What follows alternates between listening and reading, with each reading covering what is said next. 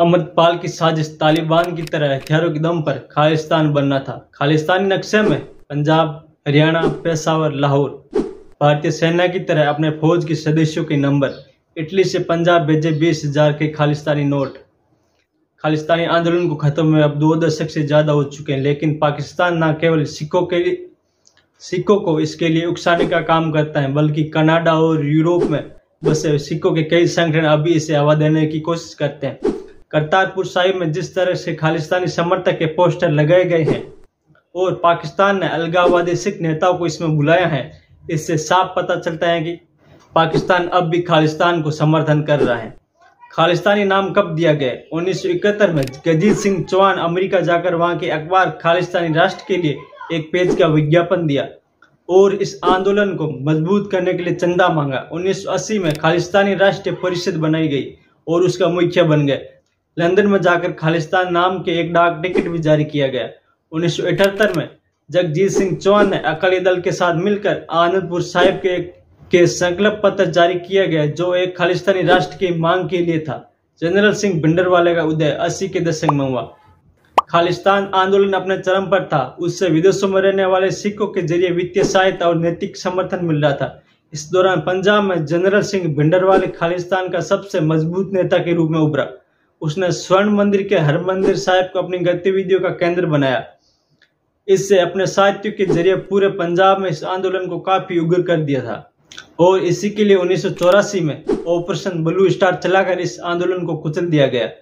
भिंडरवाले की तरह पंजाब दी का चीफ अमृतपाल सिंह अलग देश बनाने की पूरी प्लानिंग कर चुका था। उसने खालिस्तान का नया झंडा, अलग करेंसी और नक्शा बना लिया था। इसके साथ प्राइवेट आर्मी आनंदपुर खालसा फौज के अलावा क्लोज प्रोटेक्शन टीम CPT बनाई गई थी। आनंदपुर खालसा फौज के लिए हर व्यक्ति को स्पेशल नंबर भी अलॉट किया गया था। अमृतपाल ने खेड़ा के पास शूटिंग रेंज भी बनाई थी। हथियारों के खोलने और चलाने की ट्रेनिंग भी दी जाती थी। ट्रेनिंग देने के लिए 2 पूर्व सैनिक वरिंदर सिंह और तलविंदर को रखा हुआ था। इन दोनों के हथियार लाइसेंस रद्द कर दिए गए हैं। अमृतपाल ने पंजाब आते ही ऐसे विवादित पूर्व सैनिकों को ढूंढना शुरू कर दिया जिनके पास पहले ही हथियार लाइसेंस है। अलग खालिस्तान बनाने के लिए अमृतपाल कई तरह की तैयारी कर रहा था। अमृतपाल ने 2 व्हाट्सएप ग्रुप बनाए थे। आनंदपाल खालसा फौज वाले ग्रुप में नए लड़कों को जोड़कर उकसाया जाता था। दूसरा ग्रुप अमृतपाल टाइगर फोर्स के नाम से था, जिसमें सिर्फ अमृतपाल के करीबी मेंबर थे। फोर्स में शामिल करने से पहले नशा छुड़ाने के नाम पर युवाओं को नशा छुड़ाने केंद्र में भर्ती किया जाता था।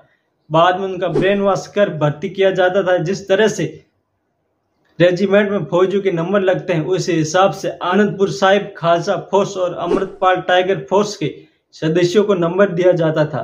जैसे तजिंदर सिंह को नंबर 3 मिला हुआ था। अमृतपाल के ठिकानों पर खालिस्तान के $10 के नोट मिले हैं, जो डॉलर की कॉपी है।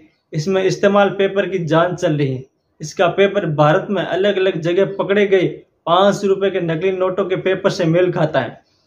नोट पर भिंडरवाला का फोटो भी है। 20,000 नोटों की पहली खेप पंजाब पहुंची थी। यह खेप इटली से भेजी गई थी।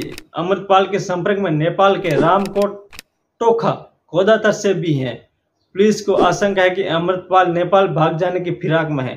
पंजाब पुलिस ने नेपाल में 2 टीमें पहले ही तैनात कर दी है। वहीं उत्तराखंड में अमृतपाल, पलपल प्रीत और उनके 5 साथियों के पोस्टर लगाए गए। पुलिस उनकी तलाश अभी तक कर रही है। यहाँ तक पूरा वीडियो देखने के लिए धन्यवाद। जय हिंद।